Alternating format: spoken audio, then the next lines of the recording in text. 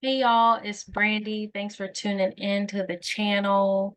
For those of you who have already subscribed, thank you so much. I appreciate all the support. If you haven't subscribed, go ahead and hit that subscribe button now.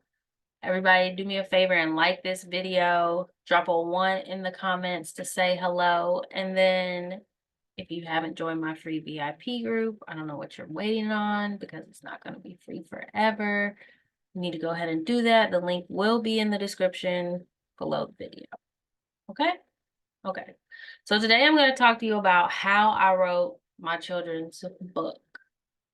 Writing the book and marketing the book are two different things. Today we're just going to talk about how I wrote the book. So people would think that writing the children's book is easy. It's not hard, but it's not as easy as it seems, especially if you're not an artist. I would think it's easier if you're an artist. I personally am not an artist, but I know how to find an artist if I need an artist, right? Right, because we're problem solvers here and we figure out what we need to figure out. So I wrote a children's book. My daughter inspired it. She inspires a lot of things. Thank God for her. But anyways, I wrote a children's book. How I wrote it is the inspiration just came to me. I got my notebook and I wrote it down, and that was it. Like, I'd never written a children's book before. I never did that. I had written like my books and actually a few other books, but nothing like a children's book. So I wrote it, and I think it's pretty good. I actually don't have a copy here, so I'll show you guys. But I wrote the book. Like I said, I got the inspiration and then I just wrote it down. It doesn't have to be correct when you first write it down. The important thing is to get the main concept or idea out of your head and onto paper. You can mold it to where you want it to go from there. Like, I think that's one of the hardest things about writing for a lot of people is just getting started, just doing the step of writing what's in your head. Like, nothing's gonna happen until you get that part done. You might have the most amazing story ever, and it sounds so great when you tell people, but until that thing is on paper and is a hard copy, you can't go anywhere with it to turn it into a book. You couldn't even go anywhere with it to turn it into a movie or whatever. Like, you've got to get it out of your brain onto paper and just do it. It's not hard. Once you start doing it, you'll get in the flow. Um, every book I've written has been like inspired. It's never been an assignment. So I think that helps with the flow. Now, if you're writing on assignment, I don't know how easy that is or hard. I'm not sure. So I can't speak from that perspective, but I can speak from my perspective, which is writing books that you're inspired to write. And this book I was inspired to write by my daughter. So step one was she had said something to me and I didn't really know how to answer her. And so I was like, I need to come up with a story for her to help explain why what she's thinking or asking is okay. So that's what I did. Like, I put her to bed that night and I just couldn't stop thinking about it. So I just started writing and it just came out.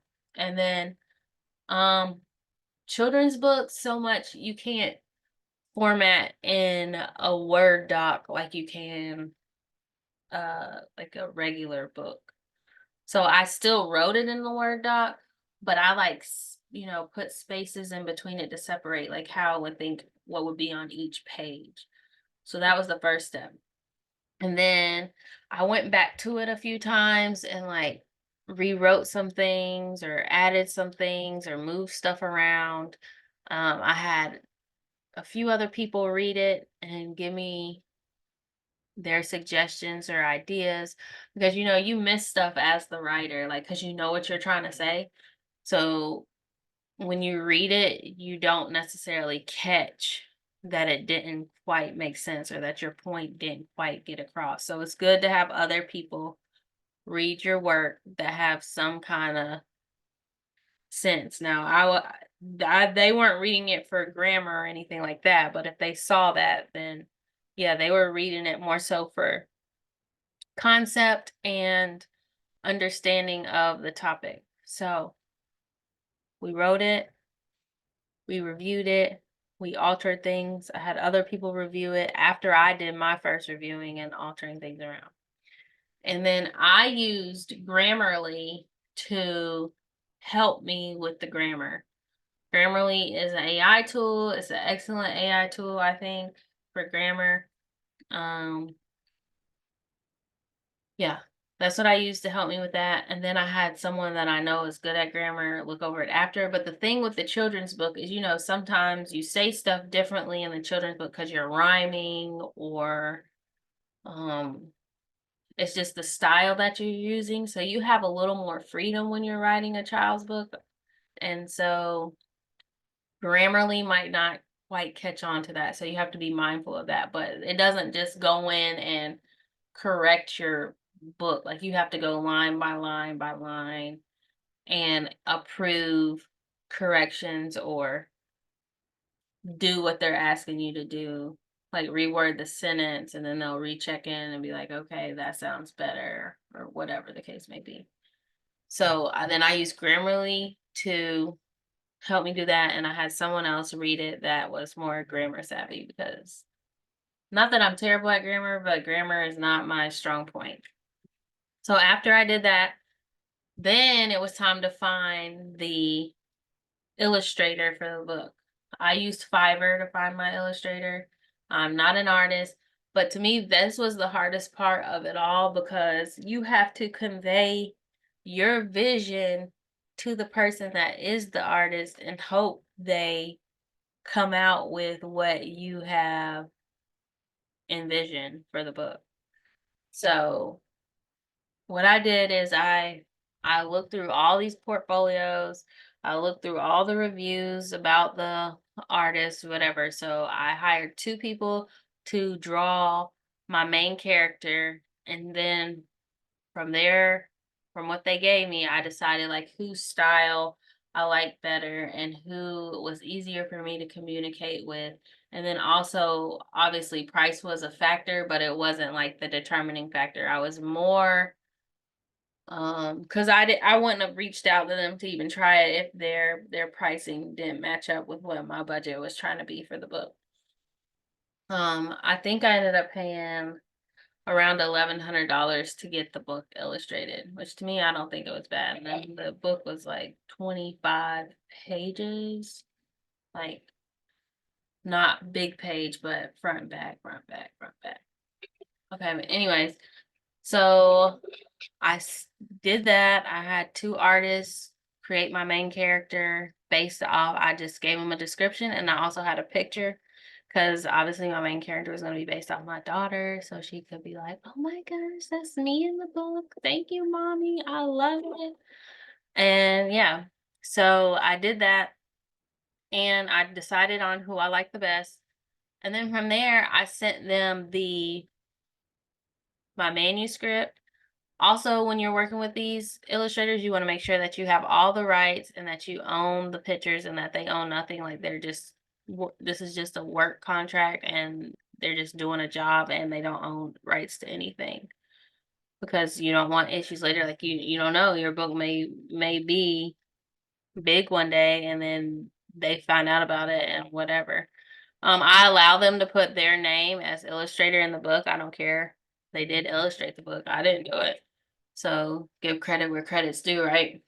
And yeah, so I found my artist, I sent her over the manuscript, and then I gave her a description of what I wanted each character to look like that was in the book.